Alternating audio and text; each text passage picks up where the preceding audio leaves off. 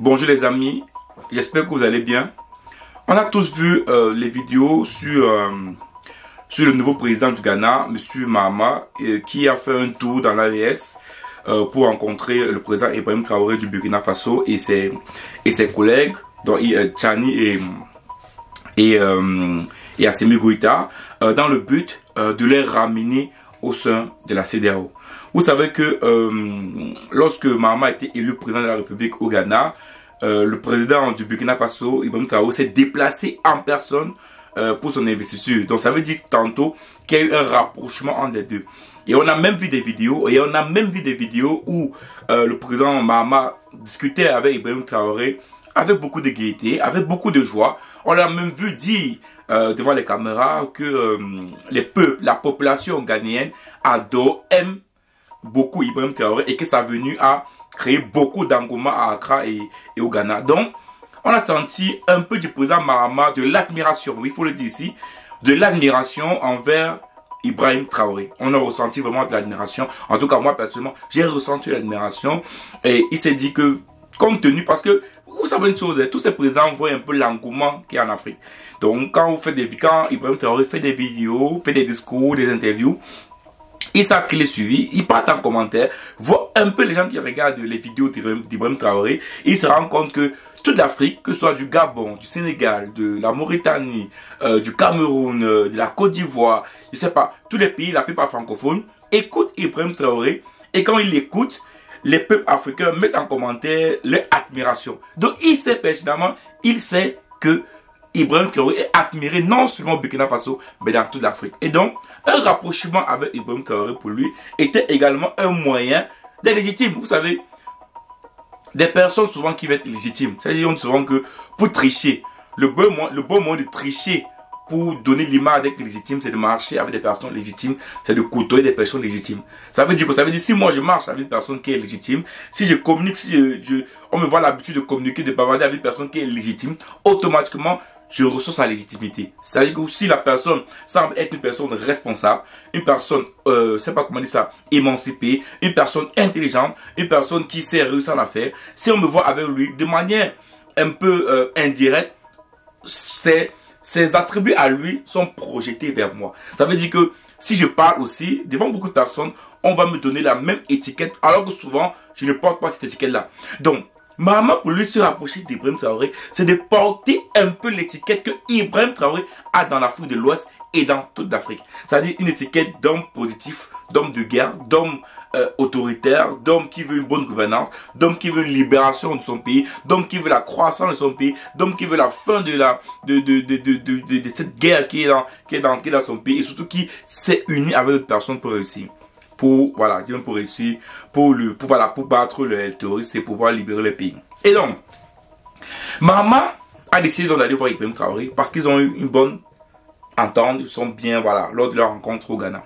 Et qu'est-ce qu'il part faire? Il part essayer une dernière fois. Vous savez, les 6 mois ne sont pas repassés. C'est vrai, il y a 6 mois que la CEDEAO a donné à l'AES, que l'AES a dit aux 6 mois, on n'a rien à foutre. Mais il faut le dire que pour la CEDEAO, les 6 mois ne sont pas repassés. Les 6 mois prennent effet normalement en juillet. Nous sommes en mars, donc, bien que Nafo Nassimbe, bien que le président du Sénégal, Bassirou Diomaye Faye, ont essayé et vont négocier parce qu'ils sont proches de ces pays-là pour les faire revenir à l'AES. Maintenant, c'est autour de qui? C'est autour de Mahama d'essayer de faire revenir ces 3 pays au sein de la CEDEAO. Et donc, on voit beaucoup de choses passer partout. Beaucoup de gens disent clairement, c'est quoi? Oh, Mahama a été envoyé par Tinubu, Mahama a été envoyé par Ouattara, par Alassane Ouattara, pour essayer de faire que ces 3 pays puissent revenir au sein de la CEDEAO et que, Ibrahim Traoré et les autres présidents de l'AES n'ont pas intérêt à écouter Mahama parce qu'il est envoyé par Alassane Ouattara. Et moi, je vais un peu donner mon point de vue. De mon point de vue, je vous dis clairement de mon point de vue, si Bassirou Diomaye Faye, si Faure Gnassingbé, qui sont je peux dire surtout Faure Gnassingbé, parce que lorsque ça s'est passé, il était encore président, qui est l'un des seuls présidents qui n'a jamais été vraiment pour les sanctions, n'ont pas réussi, je dis bien, n'ont pas réussi à faire à ce que les 3 pays de l'AES puissent revenir au sein de la CEDEAO, on est d'accord que Mahama le sait. Mahama le sait pertinemment que ce n'est pas lui qui va faire ces 3 pays venir au sein de la CEDEAO. Il le sait. Monsieur Mahama, nouveau président du Ghana, sait pertinemment que il ne pourra pas réussir à faire revenir le Burkina, le Mali et le Niger au sein de la CEDEAO. Il le sait. Ça, on est d'accord d'abord qu'il le sait. Mais là, pourquoi il décide de se déplacer, d'aller voir ces gens-là? Mais tout simplement parce qu'il veut 2 choses. Il veut tout simplement 2 choses. Ça veut dire quoi? Il veut de 1, faire croire que j'ai essayé comme les autres, j'ai essayé comme Faure Gnassingbé, j'ai essayé comme Bassirou Diomaye Faye d'aller résoudre le problème, d'aller trouver une solution pour que ces pays ne quittent pas la CEDEAO et reviennent au sein de la CEDEAO parce que c'est des pays frères, de 1, tout en sachant qu'il sait pertinemment que ça n'arrivera pas.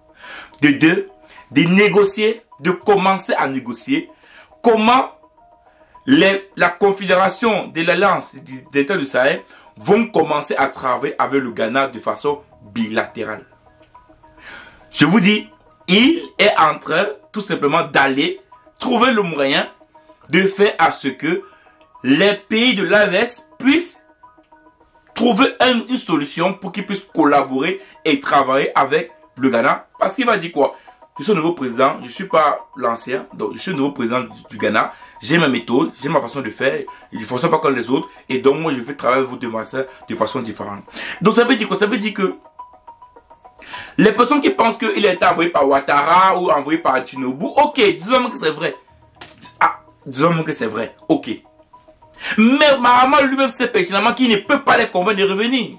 Donc même si il est envoyé, bon, c'est un envoi inutile quoi.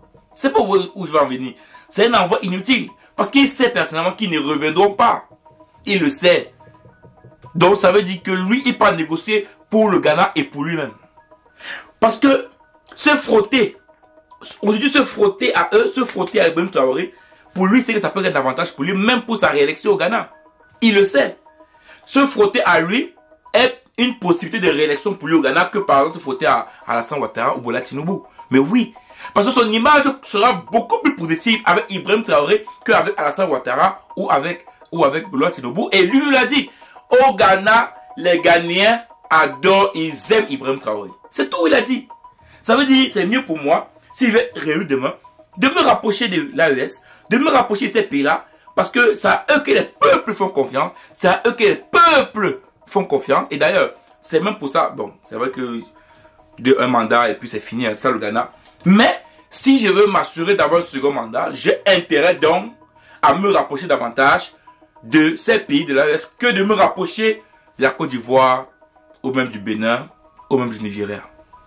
Voilà comment Mahama voit les choses.